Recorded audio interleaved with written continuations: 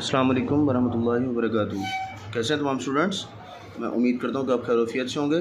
अल्लाह पाक आपका हामी नासिर हो।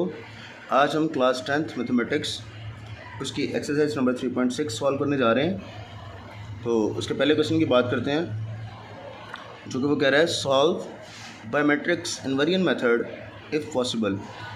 दो इक्वेशंस आपके पास गिवन है और आपने इन दोनों इक्वेशंस को मैट्रिक्स इनवेरिएंट मेथड की मदद से सॉल्व करना है। तो मैट्रिक्स इनवेरिएंट मेथड हम सॉल्व करने जाते हैं, सीखते हैं पहले कि वो होता क्या है। तो बेटा उससे सबसे पहले ना आपने इनको, उसने कहा मैट्रिक्स को इस्तेमाल करना है ना, सॉल्व बाय मैट्रिक्स। वैसे प्रीवियस क्लासेस में पढ़ के आ चुके हैं कि दो अगर साइमल्टेनियस इक्वेशंस आपके पास हों तो उनको हम डिफरेंट मेथड से सॉल्व कर सकते हैं। जैसे सब्स्टिट्यूशन मेथड है, उसके बाद आपका एलिमिनेशन बाय सब्स्टिट्यूशन है, उसके बाद आपका बाय कंपेयरिंग कोएफिशिएंट है। तो और भी हमने मेथड जो है पढ़े हुए हैं, ग्राफ मेथड भी प्रीवियसली हमने पढ़ा है। तो अब वो कह रहा है कि अपने मैट्रिक्स की मदद से इन क्वेश्चंस को, इक्वेशन जो दी हुई है, इनको सॉल्व करना है। सॉल्व करने का मतलब ये है कि इसमें से हमारे पास जो एक्स और वाई है ना, हमने इन दोनों की वैल्यू निकालनी है कि ऐसी एक्स की वैल्यू जो कि इस इक्वेशन को भी सेटिस्फाइड करे, यानी कि ऐसी एक्स और वाई की वैल्यू निकालनी है जो हम अगर इक्वेशन नंबर 1 में पुट करें तो वो इसको सेटिस्फाइड करे, और इक्वेशन नंबर 2 में पुट करें तो इसको भी सेटिस्फाइड करें। मतलब कि x की वैल्यू हम यहाँ पे पुट करें और यहाँ पे पुट करें तो इसको सॉल्व करने से 19 आना चाहिए, और वही x की वैल्यू अगर हम यहाँ पे और यहाँ पे पुट करें तो ये आपके पास सॉल्व करने से -1 आना चाहिए। तो चलिए बेटा सॉल्व करते हैं हम किसको, मैट्रिक्स की मदद से। तो सबसे पहले हमें क्या करना है बेटा, इसको मैट्रिक्स के फॉर्म में लिख लेना है, ठीक है। इन मैट्रिक्स फॉर्म आपके पास कोएफिशिएंट्स हैं, एक्स के जो दोनों कोएफिशिएंट्स हैं उनको हमने फर्स्ट कॉलम में इस तरह से लिख देना है, और वाई के जो दोनों कोएफिशिएंट हैं उनको हमने सेकंड कॉलम में इस तरह से लिख देना है। आगे आपके पास एक्स और वाई आ जाएगा, और आगे इक्वल टू का साइन लगा के जो आपके पास कांस्टेंट टर्म है उनको हमने इक्वल के दूसरी साइड पे एक मैट्रिक्स में लिख देना है। अब देखिए बेटा, इस मैट्रिक्स को हम ए का नाम दे देते हैं। ये वाला मैट्रिक्स जो आपके पास एक्स वाई, इसको एक्स का नाम दे देते हैं, और ये वाला जो मैट्रिक्स है इसको हम बी का नाम दे देते हैं। ठीक हो गया। अब बेटा देखिएगा, इसको हमने जैसे जैसे नाम दिया है, इसको हमने ए का नाम दिया है तो ये ए आ गया, ये एक्स का नाम दिया है तो यहाँ पे एक्स आ गया, इक्वल टू है तो यहाँ पे इक्वल टू आ गया, और यहाँ पे बी है तो उसको बी का नाम दे दिया है। ठीक हो गया बेटा। अच्छा अब देखें, यहाँ पे ए एक्स के साथ मल्टीप्लाई हो रहा है, जब इसने इधर जाना है इक्वल टू दूसरी साइड पे तो इसने बेटा इन्वर्स हो जाना है, ठीक है। ये आपके पास ए इन्वर्स इंटू बी हो जाएगा। और हमने बेटा अभी ए इन्वर्स का फॉर्मूला हमने प्रीवियस लेक्चर में हमने पढ़ा है, तो वो क्या होता है, adjoint of A over A determinant. तो इससे हमें हिंट मिल गया कि हमने एडजॉइंट फाइंड करना है और हमने ए का डिटर्मिनेंट फाइंड करना है। ठीक हो गया। तो एडजॉइंट और डिटर्मिनेंट हम निकालते हैं। ये देखिएगा, अभी आपके पास ए मैट्रिक्स है 2 5 4 एंड -3, इसका हम एडजॉइंट फाइंड करते हैं बेटा। तो एडजॉइंट में हमने क्या करना होता है, जो डायगोनल एंट्रीज़ होती हैं उनके हमने आपस में जगह चेंज करनी होती है। -3 ऊपर चला जाएगा, 2 नीचे आ जाएगा, और जो नॉन डायगोनल एंट्रीज़ हैं उनके हमने साइन चेंज करने होते हैं। ठीक हो गया। अब देखें, यहाँ से आपके पास ये एडजॉइंट ऑफ ए आ गया।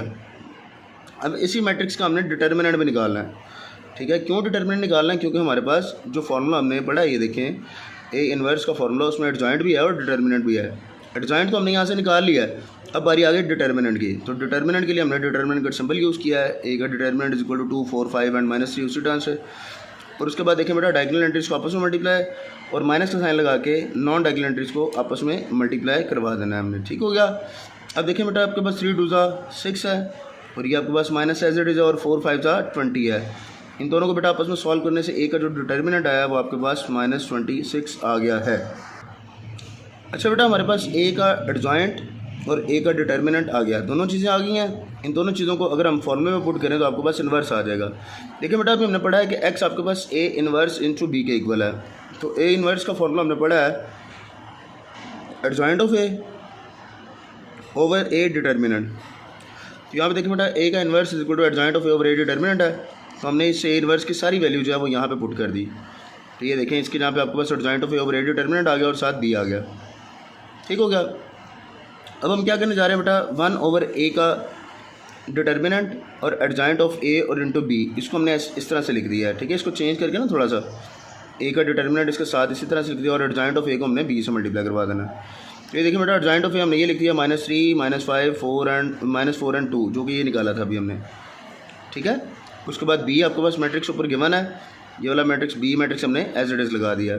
अब ये देखिएगा ए का डिटर्मिनेंट आपके पास -26 था, 1/-26, तो उसको हमने बेटा 1/-26 एज इट इज़ यहाँ पे लिख दिया। ठीक है, अभी देखिए बेटा दो मैट्रिक्स आपस में मल्टीप्लाई हो रहे हैं एक दूसरे के साथ। ठीक है, ये आपके पास दो मैट्रिक्स आपस में एक दूसरे से मल्टीप्लाई हो रहे हैं। अगर मल्टीप्लाई हो रहे हैं तो इनको मल्टीप्लाई कर देते हैं। ये देखिएगा -3 ने मल्टीप्लाई होना है 19 से और -5 ने मल्टीप्लाई होना है -1 से। -3 multiply by 19 plus -5 multiply by -1। इसी तरह से -4 ने मल्टीप्लाई होना है 19 से और 2 ने मल्टीप्लाई होना है -1 से। ठीक है, इसको हम सॉल्व करते हैं। 19 को 3 से मल्टीप्लाई करवाते हैं -57 आ जाएगा। ये आपके पास बेटा माइनस प्लस हो जाना और 5 1 जा 5 आ जाएगा। ठीक है, इसी तरह से बेटा -4 ने मल्टीप्लाई होना 19 से और 2 ने -1 से, इसको हमने यहाँ पे लिख दिया। 19 को 4 से मल्टीप्लाई करवाएंगे -76 और 2 को -1 से मल्टीप्लाई करवाएंगे तो -2 आ जाएगा। ठीक हो गया, इन दोनों को बेटा हम आपस में सॉल्व करने जा रहे हैं। आपको बता बेटा 57 और 5 को आपस में सॉल्व करते हैं तो -52 आ जाएगा और 76 और 2 को आपस में सॉल्व करते हैं तो आपके पास -78 आ जाएगा। अब ये 1/26 जो है वो इसके साथ भी इस तरह से मल्टीप्लाई हो रहा है और इस तरह से भी, यानी कि 26 ने इससे जाके डिवाइड हो जाना है और 26 ने 78 से भी डिवाइड हो जाना है। अब देखिएगा बेटा 26 जो है वो इससे डिवाइड करेंगे, माइनस से कैंसिल होगा और 26 1 जा 26 एंड 26 2 जा 52 हो जाता है, तो इससे आपके पास इसका आंसर आ गया 2। और 26 को अगर 3 से मल्टीप्लाई करवाएं तो 78 आ जाता है आपके पास। इसको कट करवा दिया, माइनस से कट हो गया, माइनस से कट हो गया, तो 78/26 का आंसर 3 आ गया और आपके पास 52/26 का आंसर 2 आ गया। अब देखिए बेटा जो x का मैट्रिक्स हमने ऊपर लेट किया था, ये मैं आपको दिखाता रहता हूँ। जो x का मैट्रिक्स हमने लेट किया था वो क्या था आपके पास x और y। ठीक है, हमने यही x के मैट्रिक्स की वैल्यू जो है वो नीचे ला के यहाँ पे पुट कर दी है। ठीक है, यानी कि ये x का मैट्रिक्स है उसके यहाँ पे हमने x और y पुट कर दिया। ठीक हो गया। अब देखिए यहाँ से हमें इसको दरमियान में इक्वल है तो इसका मतलब है दोनों मैट्रिक्स आपस में एक दूसरे के इक्वल हैं। और इक्वल मैट्रिक्स की कंडीशन हम पहले भी पढ़ चुके हैं कि दो मैट्रिक्स इक्वल तब होते हैं जब उनकी कोरस्पॉन्डिंग एंट्रीज आपस में एक दूसरे के इक्वल होती हैं और उनका ऑर्डर भी सेम होता है।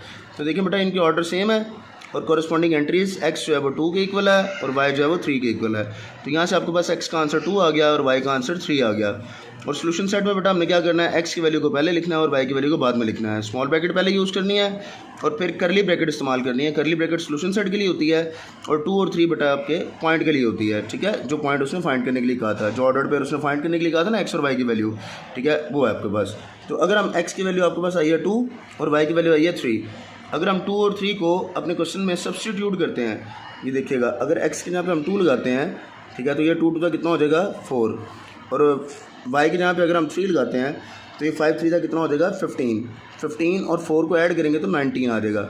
और वही x और y की वैल्यू अगर हम यहाँ पे रिप्लेस करते हैं 4 2 8 हो जाएगा और यहाँ से बेटा देखिएगा 3 की जहाँ पे 3 पुट करते हैं तो y की जहाँ पे 3 पुट करते हैं तो 3 3 9 है, 8 माइनस y करेंगे तो आपके पास -1 आ जाएगा। यानी कि जो आपके पास सब सोल्यूशन सेट निकला है 2 और 3 निकला है वो हमारा इन दोनों इक्वेशंस को सेटिस्फाइड कर रहा है। तो ये बेटा आप लोगों का मैट्रिक्स इन्वेरिएंट मेथड था जो कि इंतहाई आसान है। ठीक है, अगर आप प्रैक्टिस करेंगे तो इंशाल्लाह आपको समझ आ जाएगा। तो अगर फिर भी किसी बच्चे को इसके किसी स्टेप में कोई मसला है या कोई समझ नहीं आया स्टेप तो वो कमेंट सेक्शन में बता सकता है, इंशाल्लाह उसको समझा दिया जाएगा। अल्लाह पाक आपका हामी और नासिर हो। अस्सलामु अलैकुम व रहमतुल्लाहि व बरकातुहू।